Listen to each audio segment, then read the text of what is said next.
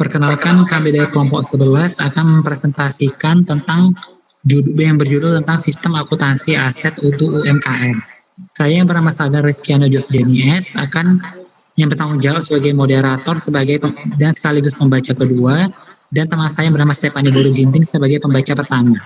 Oke, saya akan memulai presentasi tentang materi pertama. Materi pertama yaitu sistem akuntansi aset. Akuntansi aset adalah suatu proses pengakuan, pengukuran, pencatatan, dan pelaporan sesuatu yang dimiliki dan memberi manfaat, dan sesuatu yang memiliki nilai ekonomis dan memberi manfaat bagi perusahaan. Aset tetap merupakan sumber daya berwujud yang digunakan oleh perusahaan untuk kegiatan bisnis yang ditujukan untuk tidak dijual. Aset tetap mempunyai kedudukan penting dalam suatu perusahaan karena memerlukan dana dalam jumlah yang besar dan tertanam dalam jangka waktu yang lama. Suatu perencanaan yang matang pada saat pengadaan aset tetap sangat diperlukan karena berdampak jangka panjang dan berakibat pada kinerja perusahaan. Apabila perencanaan aset benar-benar direncanakan dengan baik, maka aset tersebut menjadi harapan bagi perusahaan yang dapat membantu dalam kegiatan operasional perusahaan sehingga dapat meningkatkan kinerja perusahaan dan memberikan keuntungan bagi perusahaan.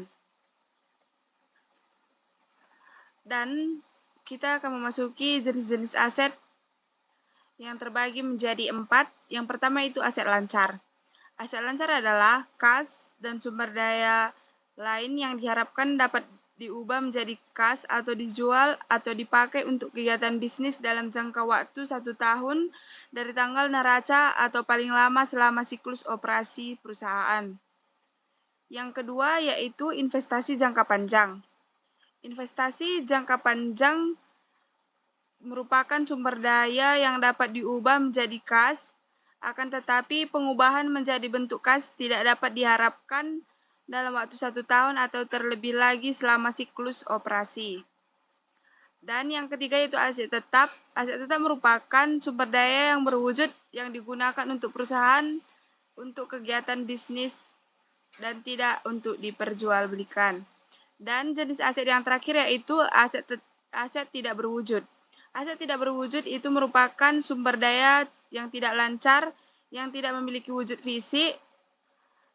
Aset tidak berwujud meliputi hak paten, hak cipta, dan merek dagang atau merek nama yang memberikan hak eksklusif untuk menggunakan hak tersebut dalam periode waktu tertentu.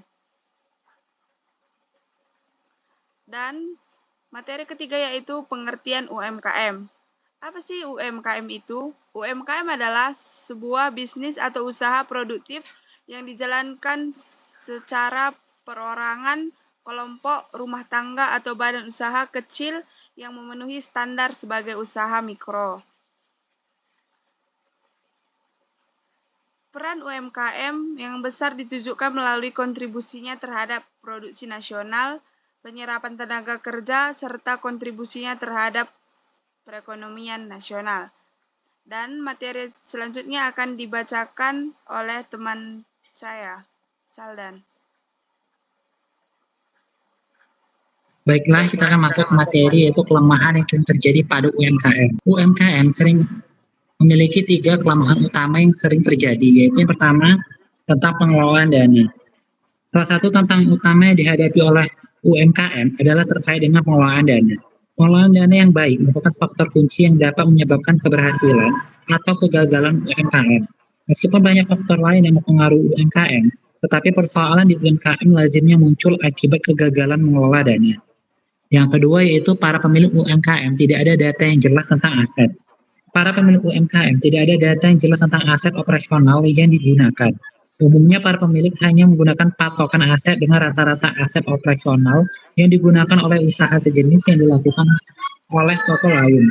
Perhitungan aset hanya diperkirakan oleh pemilik atau karyawan pengelola toko saja. Dan yang ketiga, pemilik UMKM tidak membuat laporan laba rugi hingga perubahan modal dan neraca. Dari seluruh pengelola usaha, mereka sudah mempunyai catatan dan laporan, tetapi belum ada yang sampai membuat laporan laba rugi perubahan modal dan neraca. Selama ini para pengelola mengetahui adanya laba atau rugi diperoleh dari selisih antara harga penjualan dan harga pembelian. Jika selisih dari harga penjualan dan harga pembelian positif, menunjukkan laba. Jika selisih dan harga penjualan dan harga pembelian negatif menunjukkan rugi. Materi selanjutnya, sistem akuntansi aset pada UMKM. Sistem yang sering digunakan pada akuntansi aset pada UMKM yaitu sistem transaksi. Yaitu sistem transaksi yang masih dilakukan secara manual, yaitu pemilik hanya menggunakan patokan aset dengan rata-rata aset operasional yang digunakan oleh usaha sejenis yang dilakukan oleh toko-toko lain. Perhitungan aset hanya diperkirakan oleh pemilik atau karyawan pengelola toko saja. Tentu saja hal yang demikian akan mempersulit dalam pengontrolan data transaksi dari laporan keuangan. Berikut ini adalah contoh pencatatan aset dasar yang biasa dipakai para pemilik UMKM, yaitu pada saat aset bertambah, aset dicatat di debit. Misalnya pada saat pembelian aset berupa kendaraan secara kas, maka pencatatan aset rugi berikut. Aset di debit, kas di kredit. Yang kedua, pada saat aset berkurang, maka aset dicatat di kredit.